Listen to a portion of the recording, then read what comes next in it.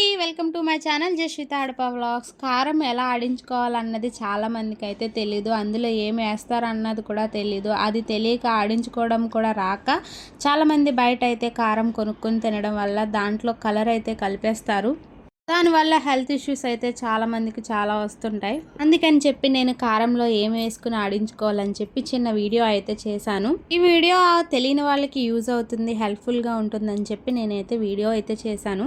మేమైతే 3 కేజీలు ఎండుమిరపకాయలు తీసుకున్నాము. అందులోకి ఒక 1/2 కేజీ మిరపకాయలని, కాశ్మీర్ మిరపకాయలని ఉంటాయి. అవి వేసుకుంటే కారం కలర్ చాలా బాగుంటుంది. మిరపకాయలు తీసుకున్న తర్వాత మనం వాటికి ముచ్చుకులు తీసేసి 2 డేస్ అయితే ఎండలో అయితే ఎండబోసుకోవాలి. మిరపకాయ ఇరిసినప్పుడు ఇరిగిపోతే అవి పర్ఫెక్ట్గా ఎండినట్టు కారం ఆడించుకుంటాకి సరిపోతుంది. 3 కేజీల మిరపకాయలకి కావలసిన మసాలాలు ఏంటంటే 150 గ్రామ్స్ వచ్చి జీలకర్ర, 100 గ్రాములు మెంతులు, అలాగే ఒక 1/2 కేజీ వరకు ధనియాలు అయితే పడతాయి. అలాగే ఒక 50 గ్రాముల వరకు కళ్ళుప్పు అయితే కావాలి. ఈ మసాలాలన్నీ ఒకదాని తర్వాత ఒకటి ఫ్రై చేసుకోవాలి. మాడిపోనివ్వకూడదు, సిమ్లో పెట్టి ఫ్రై చేయాలి దోరగా కలర్ వచ్చే వరకు. మసాలాలన్నీ వేగిపోయాక కళ్ళుప్పు కూడా ఫ్రై చేసుకోవాలి. ఇది ఫ్రై చేయాలంటే మనం ఆల్రెడీ మసాలాలు ఫ్రై చేసి ఉంటాం కాబట్టి ఆ వేడిలో వేసుకుని ఫ్రై చేస్తే సరిపోతుంది. ఇవన్నీ కలిపి బాగా ఫ్రై చేసాక మిక్స్ చేసేసుకుని వీటిని ఎండలో ఎండబెట్టాలి.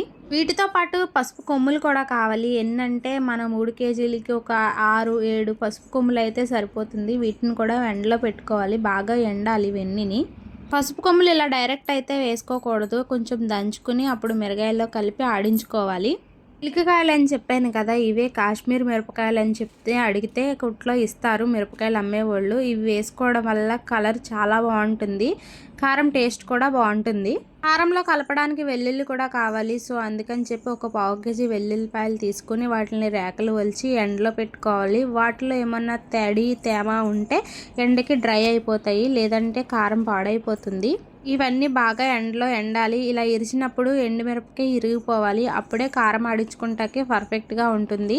అయితే ఇవి ఎండడానికి 2 డేస్ అయితే పట్టింది. తర్వాత 2 డేస్ ఎండిన తర్వాత ఈవినింగ్ అయితే వీటిని మిల్లాడించేసాం. మిల్లాడించిన వెంటనే కారం అయితే స్టోర్ చేసుకోకూడదు, అది వేడిగా ఉంటుంది కదా. సో అందుకని చెప్పి వాటిని ఆరబోసుకోవాలి. ఒక 2 అవర్స్ అయినా ఆరబోయాలి. కారం బాగా చల్లారాలి. కారం చల్లారిన తర్వాత వెల్లుల్లి కొంచెం దంచుకుని కారంలో అయితే కలిపేసుకోవాలి. కలిపేసుకుని ఒక డబ్బాలో స్టోర్ చేసుకుని ఫ్రిడ్జ్లో పెట్టుకుంటే మనకి 1 ఇయర్ అయినా కలర్ కూడా చేంజ్ అవ్వకుండా, టేస్ట్ మారదు, కలరు చేంజ్ అవ్వదు, సూపర్ ఉంటుంది కారం. కారం మాత్రం కంప్లీట్గా చల్లారిన తర్వాతే వెల్లుల్లి కలపాలి, అలాగే స్టోర్ చేసుకోవాలి, లేదంటే కారం పాడైపోతుంది. మీకు కనుక మా వీడియో నచ్చినట్టయితే లైక్ చేయండి, షేర్ చేయండి, కామెంట్ చేయండి. తప్పకుండా సబ్స్క్రైబ్ చేయడం మాత్రం మర్చిపోకండి. Bye friends.